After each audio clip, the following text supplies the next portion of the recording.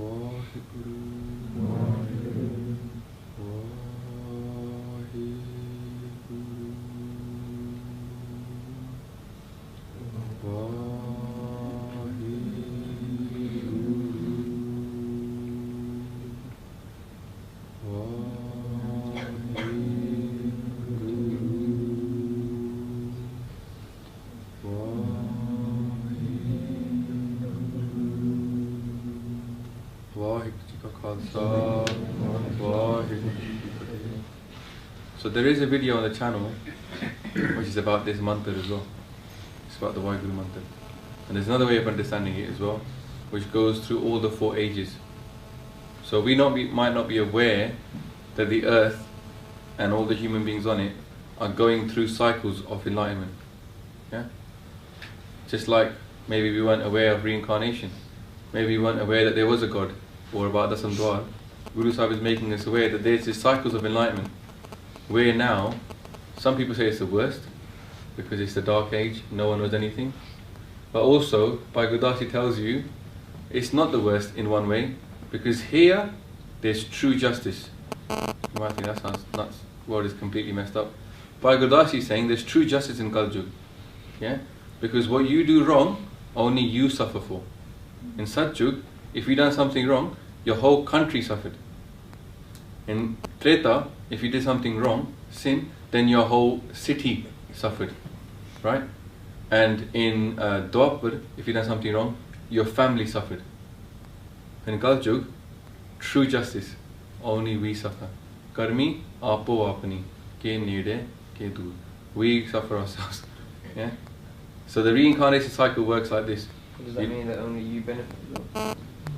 No, it's great. It's one of those great cycles that you suffer only the bad stuff, but if you do good stuff, you benefit everybody else. It's perfect. Yeah, it's like beautiful. It's actually better than how it, that would be the word side of that circle, but it's actually better than that. That's why it says Jini naam te aya gaye masakataka nanak te mukh ujjale keti shutti naal. How many people they take with them? So if we become enlightened, we become a good Sikh, or we start to follow this truth path, then we will take family with us. We will take friends with us. Not just because they're attached to us, that will also happen. Yeah? Guru Gobind Singh says you will take your family with you if you follow this. So if you want to do seva of your family, one way could be to just become a good Sikh. Because you will take them with you. And they tell you, oh, don't become a good Sikh, you won't get married. Yeah? Then flip it out on them. Say to them, listen, if I don't become a good Sikh, who's going to save you? You're not going to follow this, let me do it and I'll take you. And then they might think twice about telling you not to do it. You might be their ticket out. So they might say, go for it. I support you, what do you need? Because that's how it works. You take your loved ones with you. Yeah? But on the flip side, right, not only do you take your loved ones with you, you also help others to chant the name. You help others to become enlightened. It's not just that they do nothing and they get enlightened, they get mukti because of you. You also help people to chant the name. Yeah? Aap jape, avra naam japave. And every Sikh should be doing this. I went to Canada recently to do some talks, yeah? And the best compliment I got from this guy, he goes, you know bro, you ain't no sant. I was like, thanks. He goes, but I learned a lot. And I was like, good. Because really, we're not trying to, you don't have to be a sant. We made it, you have to be a sant to do this. This is just Guru's Gyan. It's not my knowledge. I didn't share nothing that I thought about. It's all Guru's Gyan. Yeah? So he's going to share it out. Yeah? We don't have to be sants.